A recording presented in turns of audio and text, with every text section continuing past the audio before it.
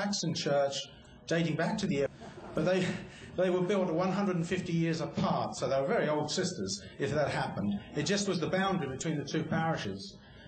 But to go back to my storyline, we suddenly suffered an invasion in 1942, and that was the friendly invasion of you Americans, who came along to help us. Another thing that the family mentioned was your smart uniforms.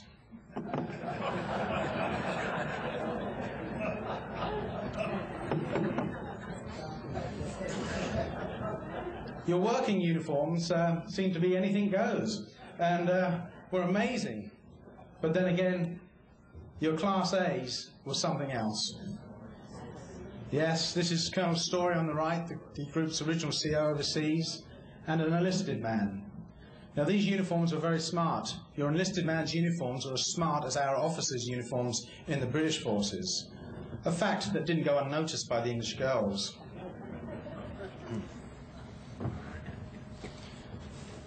Station 162 was built by the Americans. The 831st Engineering Battalion arrived in August 1942 and started flattening the land, clearing the woods, and constructing the airfield.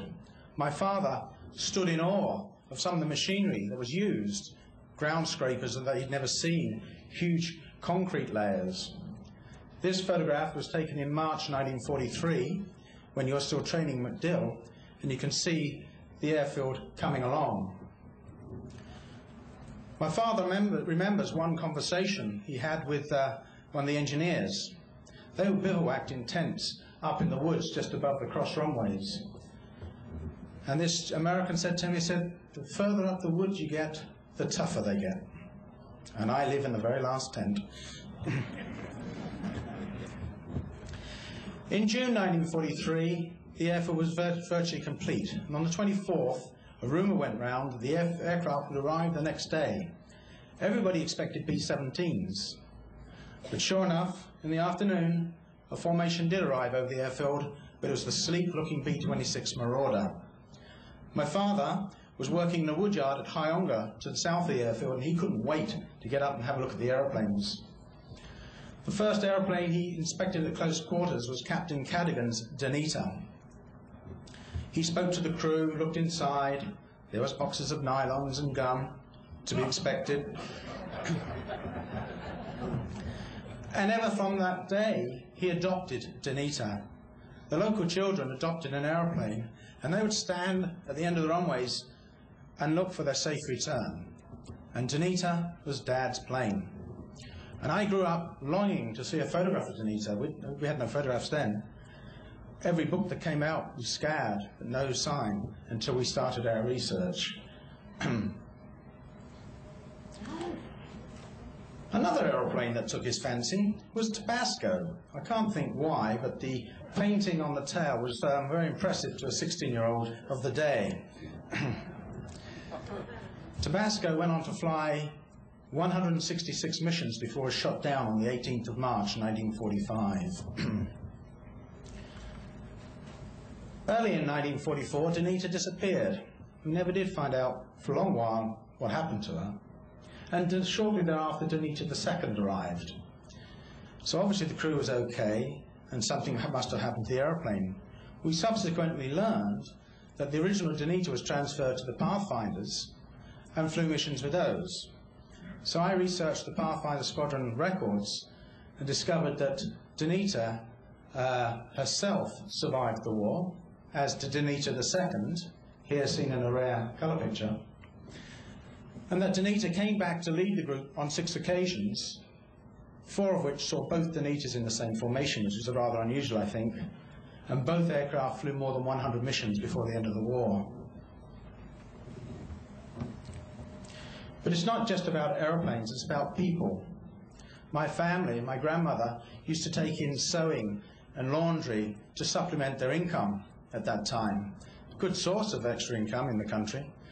And some of the Americans that visited my grandmother's house were Lieutenant Paul Edelman of the 556 Squadron. He was a pilot. I believe he injured his back in a crash landing on the 30th of April, 44. He continued flying, but then got invalidated back shortly thereafter. Another visitor was Harry Taylor. Now, Harry, I know, is with us tonight. It's a great pleasure to meet him again. And he's seen here on the far right dancing with a young lady at the Officers Club on the station. Harry liked his dancing, and we weren't aware we had a photograph of him until he visited with my father and was going through our albums and said, "Hey, that's me." On the left is the RAF liaison officer that served at Willingale as well. Other people known to the group, or sorry, known to the family, was Sergeant Stankiewicz. Him and Corporal O'Malley were part of the headquarters, and they had spent Christmas 1943 at my father's house and my grandmother's, along with Lieutenant Henry C. Patrick III. Pat, as he was known to everybody, was very close to the family. My grandmother, treated him as a third son. He called her his English mum. Very close.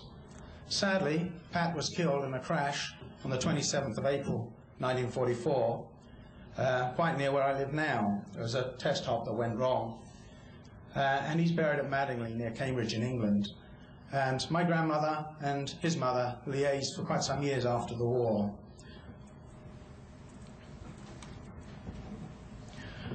It was that picture of Patrick that spurred us to find, I wanted to know more. I wanted to find out more, so we decided to try and get the group records. These are held at Maxwell Air Force Base on microfilm. There's about 1,800 frames to each microfilm, and there's 8 films that cover the history of the 387th Bomb Group. That's probably quite lucky, because the 386th Bomb Group, where I live now, there was a test hop that went wrong, and he's buried at Madingley near Cambridge in England. And my grandmother and his mother liaised for quite some years after the war.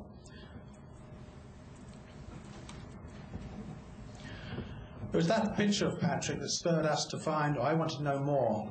I wanted to find out more, so we decided to try and get the group records. These are held at Maxwell Air Force Base on microfilm. There's about 1,800 frames to each microfilm, and there's 8 films that cover the history of the 387th Bomb Group.